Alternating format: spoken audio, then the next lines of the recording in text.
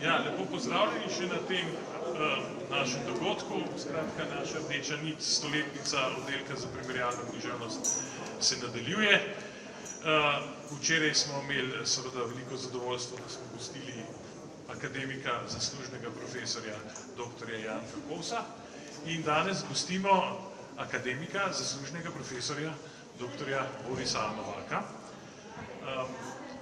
Rad bi še nekaj posebej poudaril, da z njim, s profesorjem Kosom, se je včeraj pogovarjal njegov naslednik. No, zdaj imamo pa podobno situacijo, namreč z profesorjem Novakom se bo pogovarjal tudi njegov naslednik. Kajti, če to profesuro Borisovo povežemo, pridemo do Antona Ocvirka.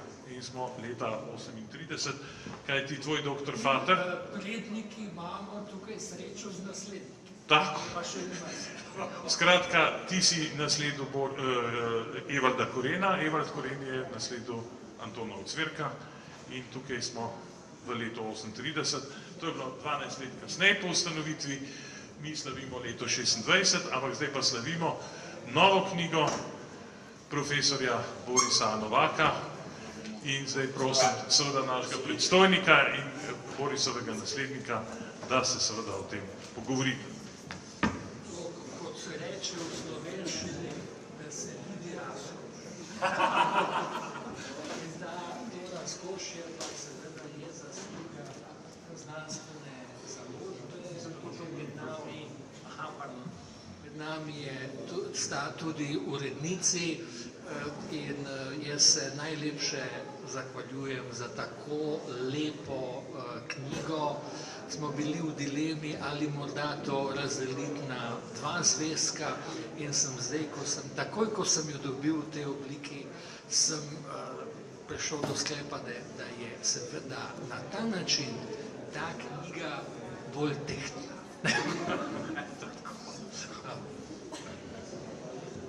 Dobro bi to knjigo danes predstavili v obliku pogovora in sicer naslov knjige Mlečna cesta, zvezni simboli slovenske pesniške pokrajine. Kolega Boris je, lahko rečemo, eden največjih strokovnjakov za simbolizem v slovenskem prostoru. Z njim se ukvarja že pravzaprav od začetka, najprej prek prevajanja, tudi ne. Recimo tukaj moramo upozoriti na Mallarméja, prevod, ki ga imamo tukaj, lahko celo potem damo pokazati občinstvu, da se malo osvežimo. Mallarmé, ki je ključen simbolistični pesnik, Boris ga je prevedel 1990 in za ta prevod dobil tudi Sovretovo nagrado. To je gotovo en kvintesenčen pesnik simbolizma. Potem seveda sta išla tudi antologija in spremno besedo simbolistična lirika in tudi na naši ustanovi pogledi na francoski simbolizem. Zdaj pa imamo pred sabo to veliko razkošno sintezo. Ampak bi zdaj za začetek mogoče vendarle malo pojasnila ta pojem simbolizem, kako ga ti razumeš, in seveda ga umestimo malo v ta evropski prostor. Hvala lepa za tako naklonjene besede. Torej, meni je simbolizem zmeraj bil nenavadno blizu in najbrž tudi zaradi dejstva, da so začetki mojega pisanja po prvotnem avantgardističnem obdobju iger z besedami, kjer je bila pa že določena glasba jezika. Ampak moja prva pesniška zbirka Stihožitje je bila že po svoji glasbeni naravnanosti in porabi jezika na nek način simbolistična.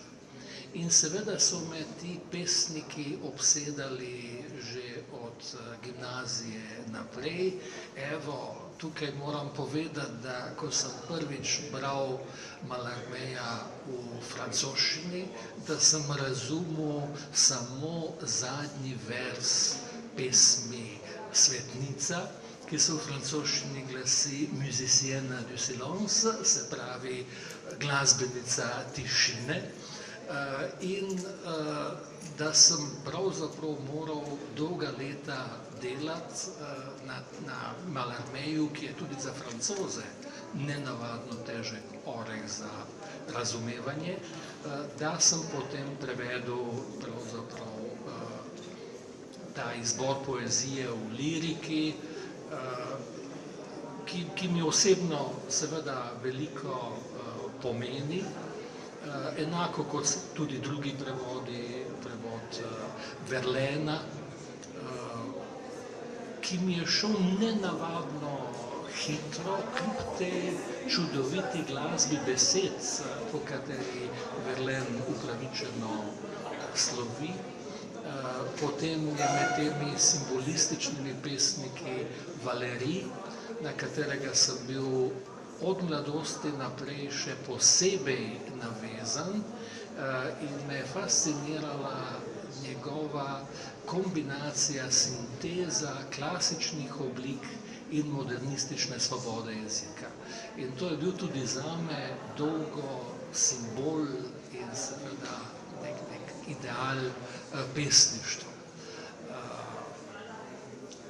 In tukaj v zvezi z Valéryjem naj omenim tudi to, da sem bil ničkoliko presenečen, ko sem na to v njegovi biografiji našel podatek, da njegova rodbina izvira iz Kopra in Trsta, iz beneškega plemstva, kar sem seveda takoj uporabil tudi v biografiji objavljeni v liriki, vendar je dolgo časa trajalo, preden se je slovenski prostor tega ovedel, na to je sledila zelo izčrpna, natančna knjiga zgodovinarja Salvatorja Žitka o zgodovini rodbin Lunjani in Tako, palača Tako v Kopru, kjer je zdaj pokrajinski muzej, je bila ena izmed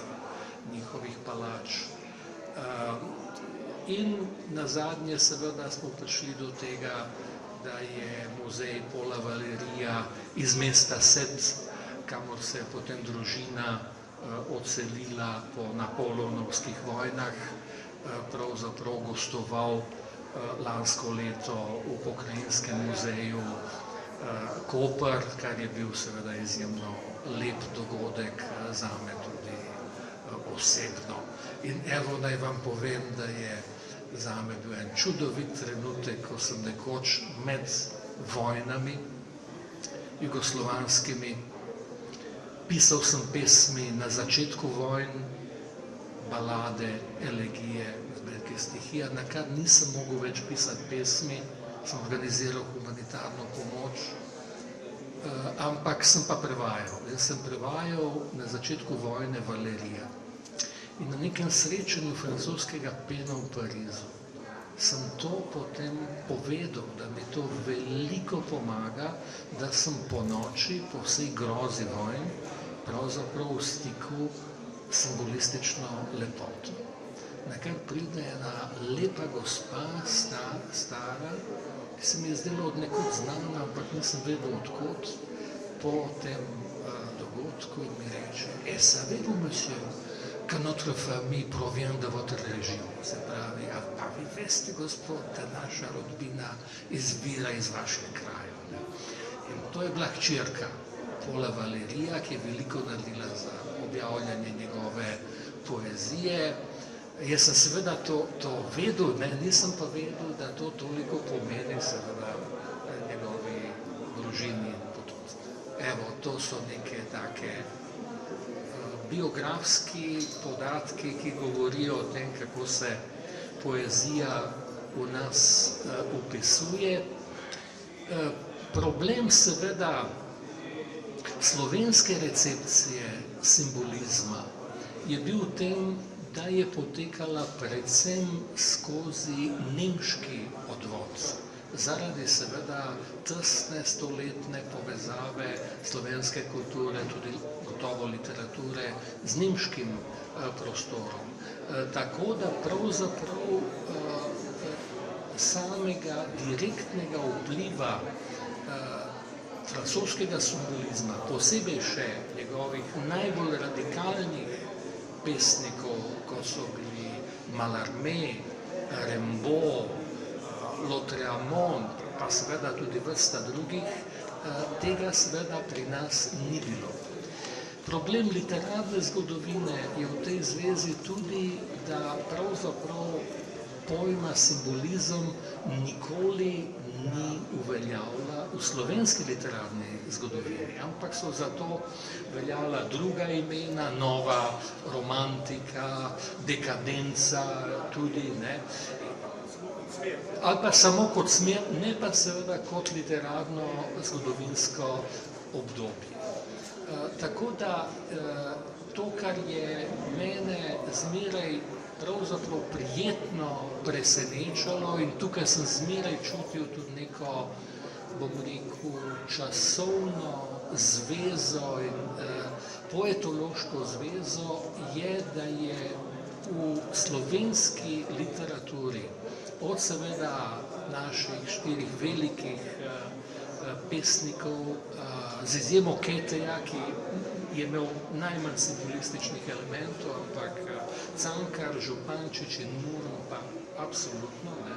Tako da to imamo lahko za neke vrste zgodovinski simbolizem pri nas in potem pride do nenavadno močne in tudi izvirne, avtentične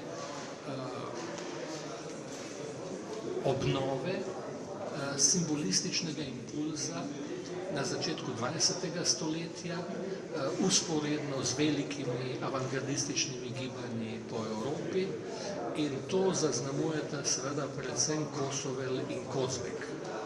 In to nas seveda oba na vrhunski in izviren način, na kar imamo vrsto pesnikov, ki se navezujejo na simbolistično izročilo, na svoje zelo različne načine in nenavadno močno obnovo tega impulza po drugi svetovni vojni, ko imamo že v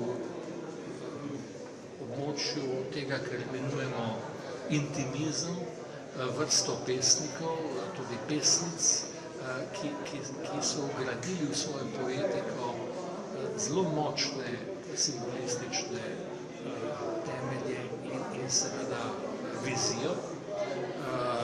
In potem seveda je obdobje, ki je nenavadno močno zaznamovano simbolizmom, pravzaprav avantgarda.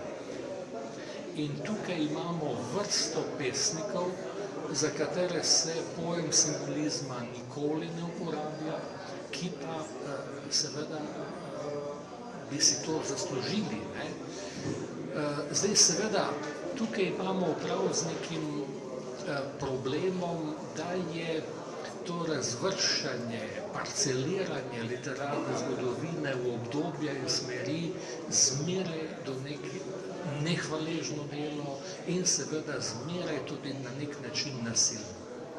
In seveda pri teh pesnikih, recimo slovenske avantgarde, pa tudi recimo lirikih intimizma, ki so izrazito simbolistični, naj tu omenim denimo Kajetana Koviča ali pa denimo partizanskega pesnika Ceneta Vipotnika, recimo, ki je izjemno prefinjeno simbolističen pesnik, ne?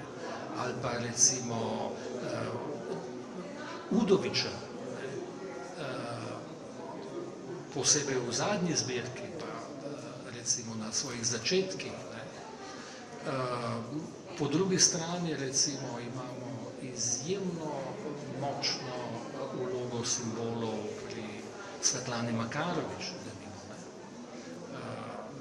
In recimo enako sem prepričan, da recimo velja za Šalamuna, čeprav pa njem nikomu ne pride na misel, da bi ga tudi s tem pridevnikom simbolističen označil. To velja za nekatere ključne pesnike slovenske neavantgarde, ki so sledili temu Šalamunovemu impulzu. To je značilno za Iva Svetino, recimo, ki v svojih pesmih v prozi izrazito denimo sledi Remboju. To velja potem gotovo za Jesiha, velja za žal pokojnega Andreja Medveda. In seveda se je tudi pozneje ta razsežnost zmeraj znova obnavljala do današnjih dni. Se pravi, temu ne moremo reči, da je to seveda neka glavna značilnost teh pesnikov. Gotovo pa je neka značilnost, ki je zelo pomembna in jo je treba upoštevati in bi seveda tudi literarna zgodovina morala simbolizmu, ki ima pri nas neprimerno daljše obdobje trajanja in sicer zelo ustvarjalnega in izvirnega trajanja, bi moralo priznati pravzaprav večjo vlogo kot jo. V svojem delu se posvečaš potem mnogim analizam posamičnih pesnikov, ki si jih tudi že naštel. In zanimivo je, da tudi zlasti v tem drugi polovici potem 20. stoletja ali pa tudi kasneje v 80-ih, 90-ih potem, vendarle vidimo, da je vse več tudi ženskih glasov tudi nasploh v slovenski poeziji. Poleg Svetlane Makarovič, ki se je že omenil, tukaj še Erika Volk, Maja Vidmar in vse pravzaprav, lahko bi rekel, do sodobnosti, posvečaš se tudi analizi Nina Dragičevič. Tako me zanima tvoje mnenje, mislim pravzaprav, a je ta ženski glas pravzaprav, ki seveda zaradi zgodovinskih in tudi ideoloških razlogov v preteklosti nekoliko manjko prinesel tudi, kar se tiče samega simbolizma, nek doprinos. Torej, gotovo je, da je bila ženska poezija v naši zavesti in tudi v literarni zgodovinski dolgo časa podcenjevana. In jaz se spomnim obdobja, ko sem bil mlad pesnik, ko so recimo starejši kolegi zelo pokroviteljsko gledali na pesnice in pravzaprav jim pripisovali samo vlogo na področju ljubezenske lirike. To je pa bilo vselej mišljeno malce podcenjevalno. Češ, da je ljubezenska lirika, to je pač ženska stvar. In seveda tu se je kazala neka patriarhalna miselnost, ki je se izkazala za popolnoma napačno in je bil boj pesnic za prostor pod slovenskim soncem zelo mučen in težak. Tukaj imamo potem seveda nekatera imena, recimo Svetlane Makarovič, ki je ogromno naredila za to, da se je tako imenovani ženski poeziji priznala večja vloga kot dotlej. In seveda te zadeve so morale biti za naše kolegice zelo mučne in so pri nekaterih rezultirale tudi v prezgodnji odpovedi pisanja. Tako da te zadeve bi bilo treba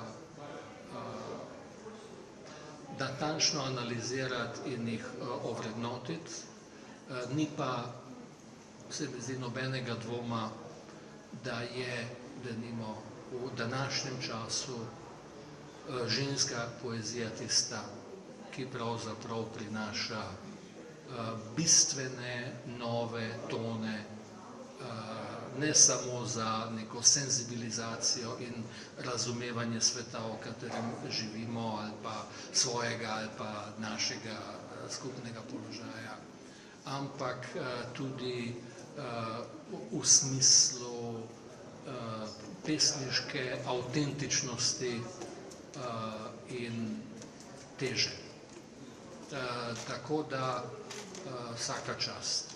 Tukaj gre za eno težko bitko, ki traja že dolgo časa in mislim, da je skrajni čas, da se prizna kvaliteto pesnicam. Geslo tega sejma, liberalka, ki ga tradicionalno organizira Filozofska fakulteta, je vsemu smo Kosovel, ker se praznujemo 100-letnico, 100 let smrti Srečka Kosovela. Žal je odpadlo neko predavanje našega kolega Janeza Vrečka, ki je pred kratkim izdal tudi novo monografijo. Ampak ker si ti se tudi posvečal Kosovelu in si ga tudi na začetku že omenil, da ga lahko vsaj malo nekako povežemo tudi s simbolizmom. Me zanima tvoja ne interpretacija, ampak pogled, tvoj pogled na Kosovela in v zvezi s simbolizmom in sicer tako da je bilo to super. Torej, Kosovel, sem prepričan, je ne glede na te oznake, ki jih je literarna zgodovina pač pripisala, od futurizma do konstruktivizma, ampak on je v vseh obdobjih svojega ustvarjanja in razvoja bil obenem izrazito tudi simbolist in to velja tako za njegove pesmi v vezani besedi iz njegovega zgodnjega obdobja, čeprav tako mlad umrl, da seveda je tukaj zelo res smešno govoriti o nekem zgodnjem obdobju, in seveda to velja tudi za njegovo radikalno avantgardistično obdobje, ko pravzaprav uporablja vrsto simbolov, vključno s kozmosom, denimo. In to počne pravzaprav na način, ki je očitno po eni strani navezan na določene zglede in italijanskega futurizma in seveda drugih vej pač moderne lirike in seveda ruskega simbolizma in avantgarde, kar je vse Kosovel v svoji radovednosti zelo dobro poznal, vendar je obenem povsem izvirno in sveže in seveda obenem zasidrano tako v krasu in v slovenskem jeziku, kot seveda pripada absolutno tudi kozmosu, zato tudi ne preseneča, da je ravno Kosovel tisti pesnik, ki doživlja nenavadno veliko prevodov, ker očitno ima to zmožnost, da nagovori izkušnje zelo različne kulture. Jaz sem analiziral razvoj Kosovelove poetike in prišel do nekih sklepov, ki so zelo pravzaprav nenavadni. Analiziral sem denimo njegove zgodnje verze ali pa način rimanja. In ugotovil, da pravzaprav Kosovel je imel težave z rimanjem.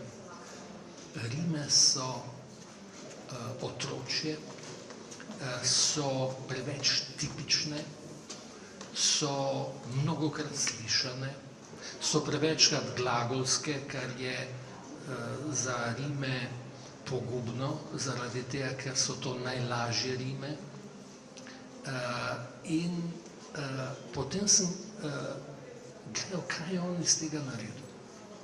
On se očitno zavedal, da ga ta raven pisanja pravzaprav pelje v vode, iz katerih bi on se rad ven izvil in razvil neko drugo vrsto pesniškega izraza.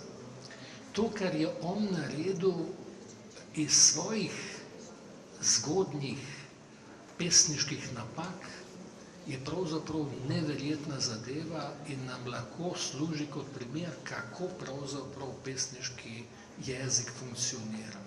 Kako namreč popravimo napako? Na ta način, da jo ponovimo. Ponovljena napaka ni več napaka. Postane pravzaprav pesniško sredstvo, postane sporočilo. In od tod sem prepričan, izvira Kosovelov postopek ponavljanja besed.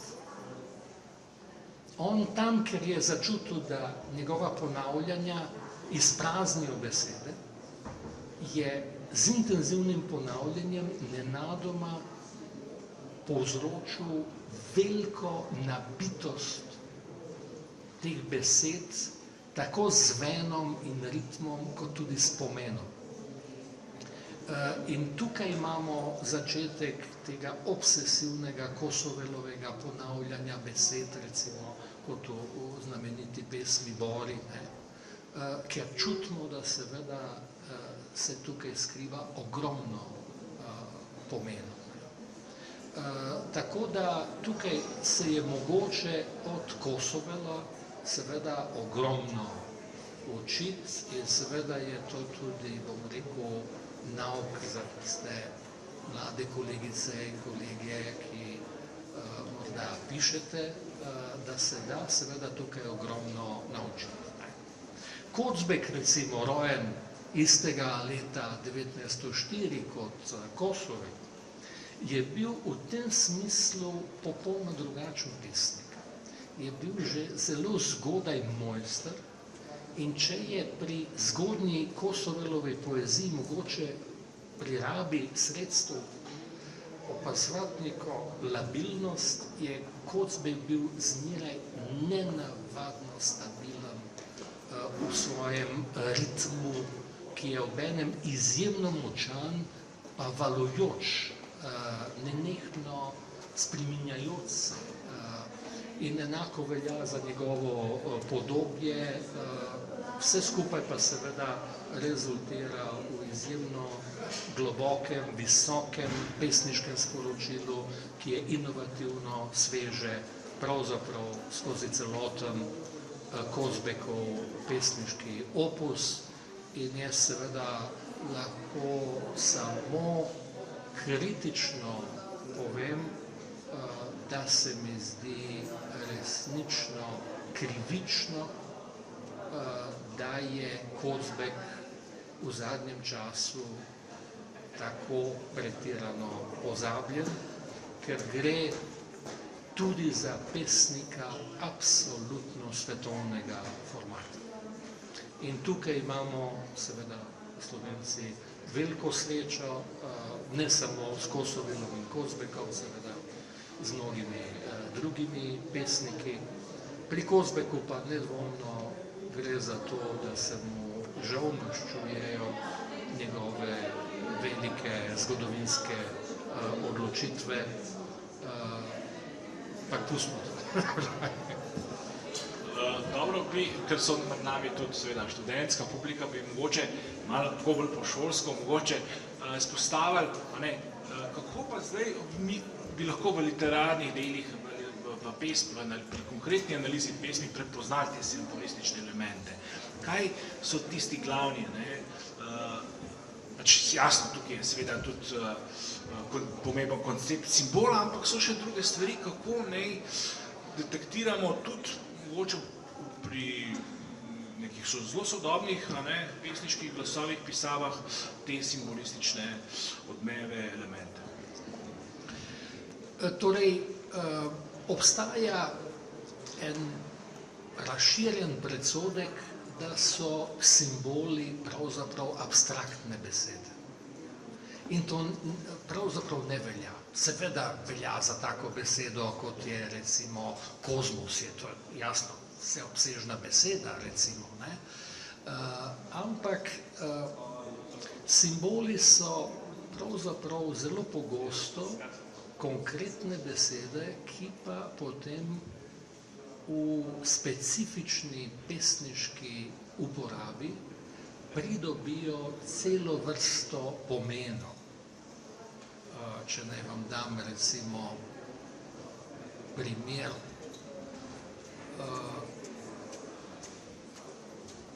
če rečemo recimo krošnja je plašč drevesa, je to metafora.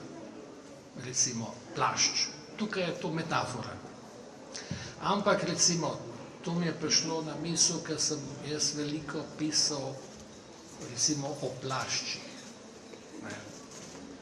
In vam bom dal zdaj en primer, recimo svojega epa Vrata nepovrata, kako so plašči postali junaki in seveda simboli. En moj stric, Leon Novak, je bil komponist, obenem komunist, umrl po dvomesečnem mučenju gestapa v Mariboru, ustreljen 31. oktobra leta 1941. Je v 30 letih imel veliko ljubezensko zvezo z igralko Mileno Godina, bila mati od Karpa in Virineje Godina, mojih dragih prijateljev. In v bistvu sta šla potem v Skopje, tam je ona bila tudi igralka v gledališču in tako naprej. In tam je ona doživela novo ljubezensko zvezo z Viktorjem Mačimovićem. Ko sta se poslavljala, je Leo, ker je bil november, mraz, in Milena ni imela plašča, snel svoj plašč in ga ogrnil okoli ramen. In potem se vrnil zelo prehlajen in bolan v Ljubljano, in ker ni imel plašča, mu je moj oče dal plašč. Moj oče je imel vse do konca svojega življenja eno neverjetno navado kot star levičar, ki je bil 23krat v zaporu, pa 2krat obsojen na smrt, da so vsi njegovi reklici, suknjiči in plašči imeli skrivne žepe, v katerih je skrival žiletke, vrvice, razno mehno orodje, pilce in tako naprej, za primer, če ponovno bil zaprt, mogoče pobegnil recimo, prežagal rešetke v zaporu in tako naprej.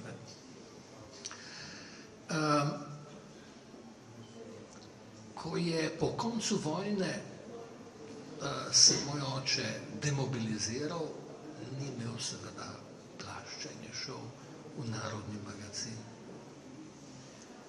kjer mu je magacioner dal plašč in on ga poskusi in v bistvu ugotovi, da je kot ulitne, in potem se mu zazdi blazno čudno, začne tipati in najde svoje lastne skrivne žepe. Nekaj vpraša magacionerja, odkot ste pa dobili ta plašč? In ta reče, iz gestapovske mučilnice v Mariboru. Leta 1988, ko pred premiero moje dramske kronike Vojaki zgodovine, ker sem te zgodbe prvič dramsko obdelal, režiral je pa Jože Babič, ki je bil prijatelj mojega očeta in stricev, mi piše igralka Milena Godina zelo lepo pismo, da ona vse življenje nosi plašč, ki ga je podaril Leo, ena velika mladostna ljubezen, in ga nenehno popravlja. Iz tega sem jaz naredil simbol.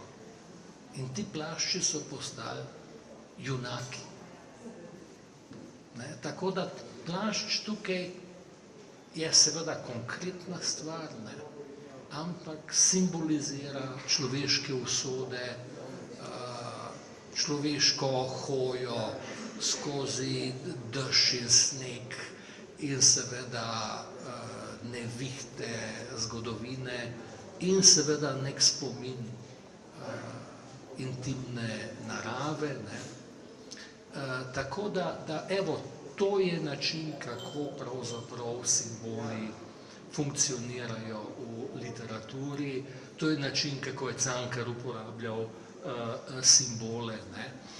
Tako da simbol seveda mora zmeraj recimo biti konkreten, ne? Obenem pa izžarevati celo vrsto pomenov in seveda neko osnovno sporočilo literarnega teksta. Zdaj si omenil tudi že seveda svoje veliko delo ep Vrata nepovrata. In zdaj seveda me zanima, kako si to dediščino simbolizma, ki se je pravzaprav v teh, tudi v tvojih vlastnih pesniških zbirkah stopnjevala in razraščala na različne načine, tukaj pravzaprav vstopa v tvoje delo, v ta ep in kako razumeš pravzaprav to poetiko, ki v bistvu skuša vendarle se tudi odzvati na neke spremembe in poetike pravzaprav v zadnjih desetletjih. Ne nazadnje, tukaj v epu so tudi nekaj zelo konkretnih stvari, imen, podatkov. Skratka, vse to, kako stopa pravzaprav v tvoje veliko delo. Gotovo, epika je stvar junaštva, velikih bitk, porazov, pravzaprav stvarjenja sveta. Tako da ima zelo pomembno vlogo v razvoju literature in seveda tudi civilizacije. Zdaj, pisati ep toliko tisoč let po začetkih je seveda bilo zame eno izjemno pomembno doživetje. In seveda sem poskušal posnemati stare mojstre, vendar pa po drugi strani sem določene stvari bistveno obrnil. Ena od ključnih sprememb je, da so v starih epih večinoma junaki moški.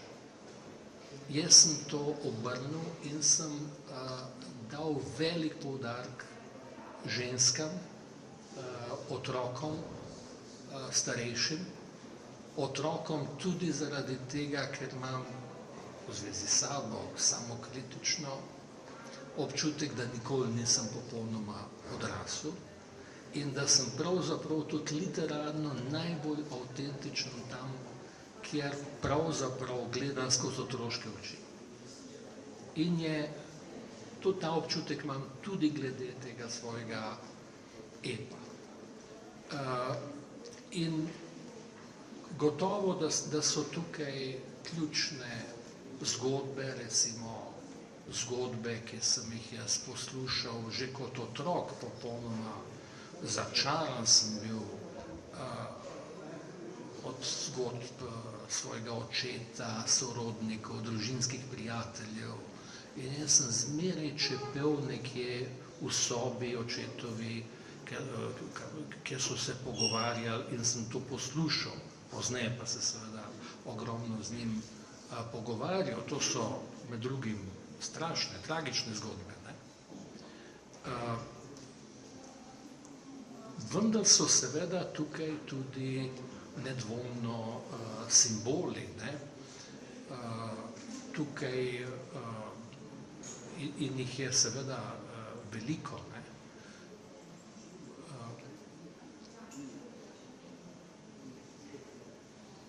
Prva knjiga, zdaj mi vidimo to že velik atlas spomina, krajev, ker so moji predniki živeli, ker sem jaz živel v kraju, ki jih imam rad, ali pa so se zgodile tudi strašne reči. Druga knjiga, Čas očetov, ta je najbolj epska, je pa seveda ta naslov treba razumeti dvojno. Gotovo govorim v veliki meri o lastnem očetu, na katerega sem bil zelo navezan, je pa ogromno tukaj tudi seveda kritike tega, kaj so pravzaprav, kaj je 20. stoletje predvsem z norostjo moških prineslo v zgodovino, kakšno trpljenje in kakšna norost se zdaj ponavlja, lahko žal opazujemo vsak dan. In večinoma so to nori moški, ki to počnejo. Tretja knjiga, Bivališča duše, je pravzaprav na nek način najbolj nenavadna, ima v sebi nemara tudi nekaj religioznega, ker se začne v pratemi časa, kaže pravzaprav preteklost kot peku zgodovine in je tukaj simbol človeškega življenja pravzaprav potovanje z ladjo na sever, kjer se izkaže, da so v podpalubju vse duše in peklenska zgodovina. V nadstropjih nad palubo so pa prostori, ki hranijo spomin. In to so seveda umetnosti, od glasbe, gledališča, je pesniško podstrešje, kjer jaz potem zapišem dialoge z vsemi temi pesniki, ki mi veliko pomenijo, tudi simbolisti, vsaki od njih imam svoj pogovor. In tukaj so potem tudi neke stvari, ki so recimo neko zaklinjanje usode. Recimo je tu koncertna dvorana La musica mai perduta, se pravi nikoli izgubljena glasba, kjer orkester igra skladbe tega mojega strica Leona, katerega sem prej govoril, ki ga je Gestapo mučil in na koncu ustrelil. On je pa prosil eno svojo kolegico z konzervatorija, Paulo Kanc, da je to skrila v svoj klavir na Tržaški 42. In ona je to varno čuvala vso vojno do marca leta 1945, ko so leteče trdnjave bombardirale Ljubljano, je bila poškodovana tudi Finžgarjeva hiša, pisatelj je bil, oslepel in tako naprej. In ena bomba je padla na Tržaško 42 in točno v to stanovanje in na klavir. Ta pianistka Paula Kanc in njena mati istega imena sta izgubili življenje in celoten opus tega mojega nesrečnega strica je šel v prah. In ko sta moj oče in skladatelj Pavle Šivic potem 9. maja vkorakala v osvobojeno Ljubljano, sta šla tja do te hiše in našla samo par preperelih listov partitur. Ta, recimo, izgubljeni glasbeni opus. Ne.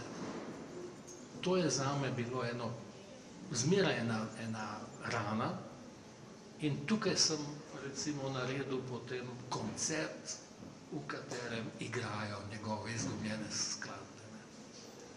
Ali pa recimo svojo bosansko teto Bahrijo Nuri Hadžić, ki je bila velika operna diva, nosilka eksperimentalnega opernega repertoarja v 30 letih. Je bila prva Lulu v operi Albana Berga v Zürichu leta 1937.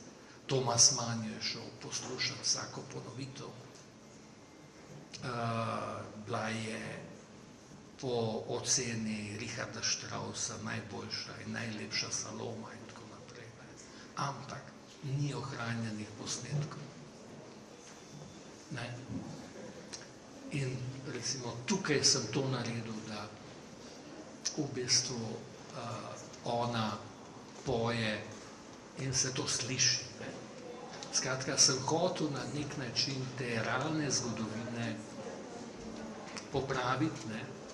Celotno potovanje na sever je pa simbolno in tukaj se zadnje čase sprašujem, recimo tudi v zvezi z ameriškimi grožnjami, Grenlandiji in z recimo Danski, Norveški in tako naprej. Ne.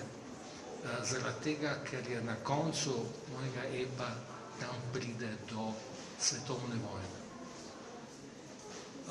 In potem se pravzaprav to prekine. Ne. In tam imam recimo sceno v Kirkenes. Kirkenes je zadnje norveško mesto, zelo pomembna luka ob ruski meji. Ne. In so že projekcije, da če kje bo tam prišlo do spopada. Ne. Tako da tukaj recimo sem jaz malce začuden nad lastnim tekstom, ker sem pravzaprav videl neko nevarnost spopada že pred mnogimi leti in to zapisal. Ne. Tako da ta ladja ima seveda nek gotovo simbolni pomen. Ne. Mogoče za konec, če bi lahko potrkali še na ena vrata, skrita vrata tvoje lastne delavnice, kaj pripravljaš v bodočem. Vemo, da smo zdaj si pri Beletrini izšla majhna pesniška knjižnica Najina Edina hiša, potem spomini, eseji, proslavljanja in poslavljanja.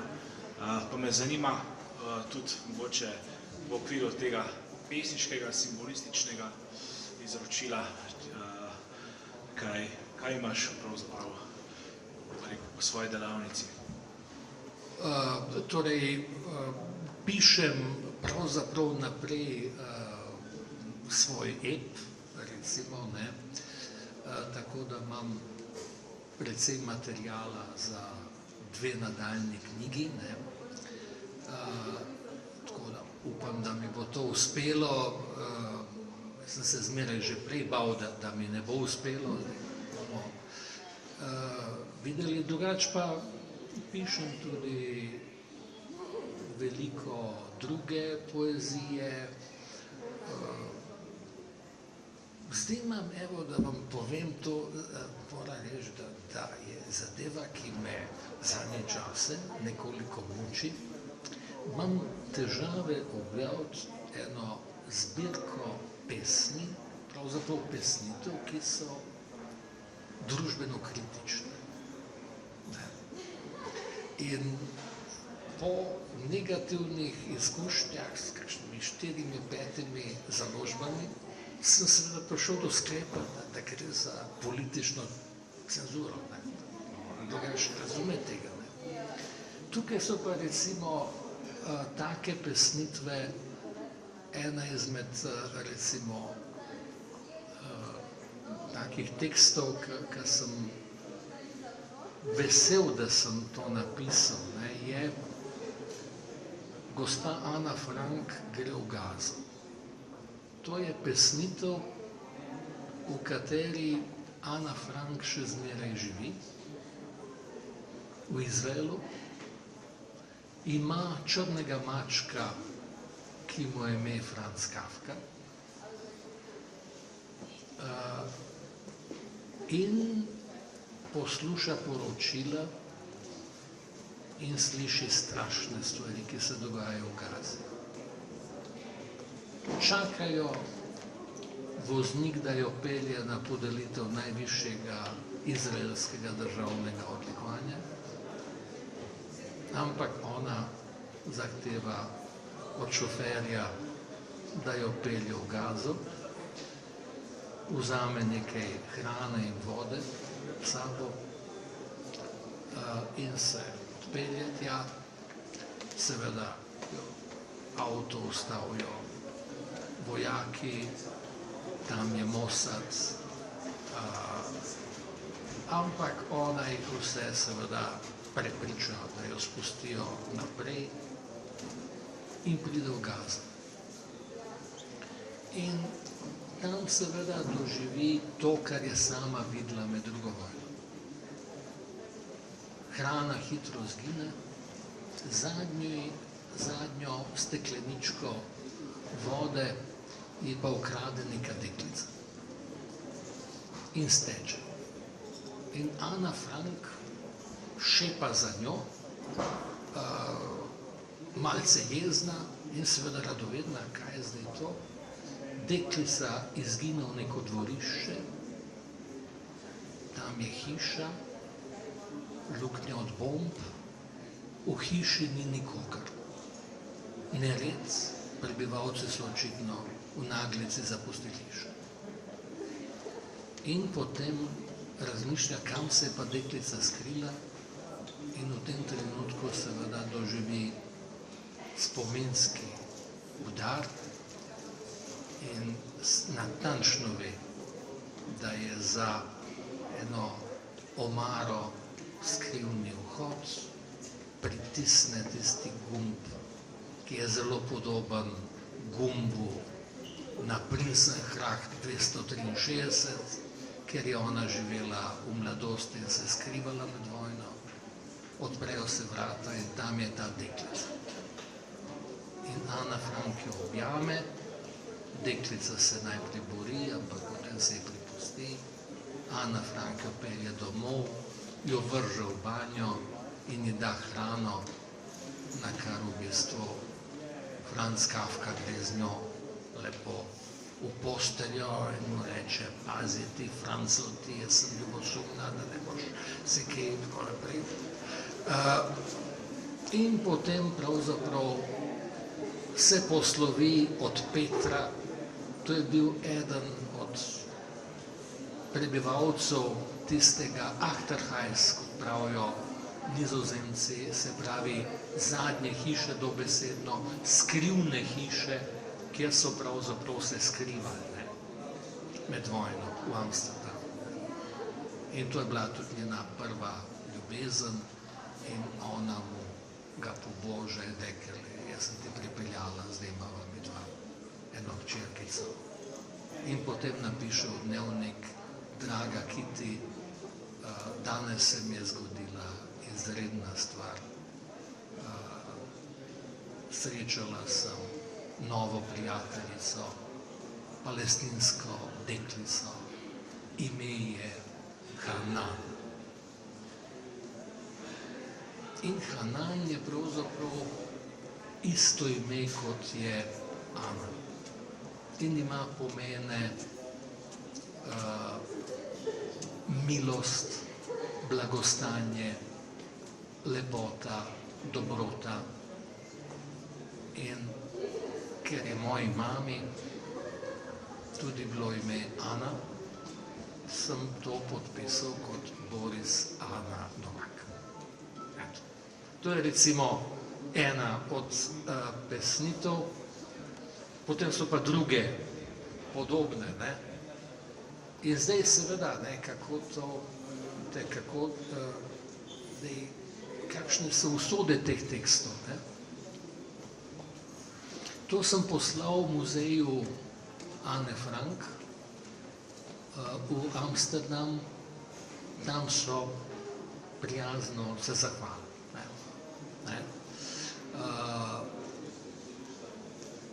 Druge sem videl, da imajo s tem tekstom velike težave. En sjajen nemški prevajalec je začel to prevajati in je nenadoma nastopila tišina zaradi tega, ker v Nemčiji takega besedila ni mogoče objaviti. Tako da tukaj recimo se seveda odpirajo neka taka hecna vprašanja. Seveda sem pa jaz hotel povedati med drugim tudi to, da je to pravzaprav edini način, ki bi ga morali ubrati tudi izraelski intelektualci. In tukaj, evo, sem pa dobil potrditev,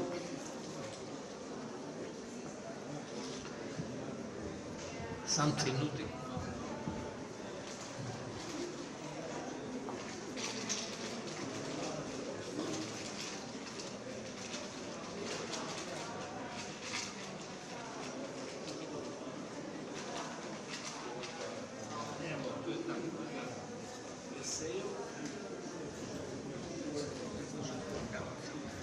In tukaj vam bom prebral eno kratko pesem, ki sem jo dal na začetek knjige. Tisto, kar pa se je s to pesmijo zgodilo, je pa nekaj zelo nenavadnega. Da jo je namreč na osnovi prevoda v ivrit, se pravi v sodobno hebrejščino, pesnice Tal Nican, izraelsko mirovno gibanje vzelo kot neko vrste himno. In to je mirovno gibanje, ki hodi po izraelskih mestih in s fotografijami pobitih palestinskih otrok. Kar je seveda zelo pogumno in vredno vsakega spoštovanja. In to je pesem, ki sem jo jaz napisal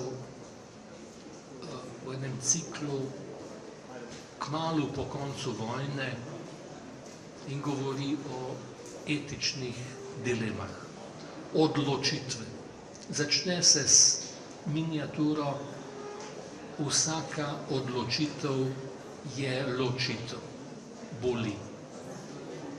Zadnja pesem je pa taka. Med dvema besedama izberi tišjo.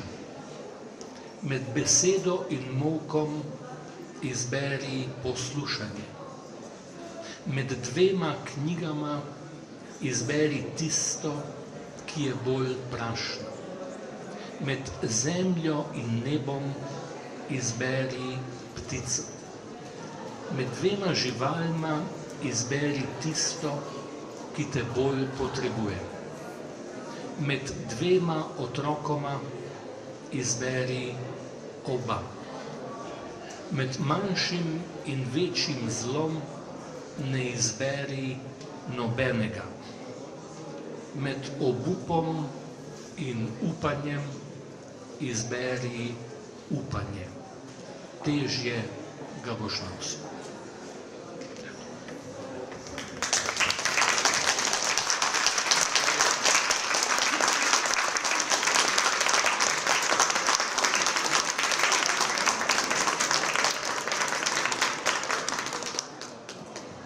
Hvala lepa, Boris, za to čudovito pogovor s tabo, da si nam prikazal. In Tone, bo zdaj še zaključne besede. Ja, najlepša hvala. Jaz mislim, da je to zdaj žal naša zadnja prireditev v zvezi s stoletnico, ni pa še, Liberat pa še poteka, ne, kaj imamo ob 3. Ja, tako da zdaj pa predajam besedo organizatorju. Ja, mi bomo pa seveda poskrbeli, da bo predavanje profesorja Vrečka v kratkem, ne, takoj, ko bo mogoče, da bomo obeležili naprej, da bomo imeli še Kosovela po Kosovelu.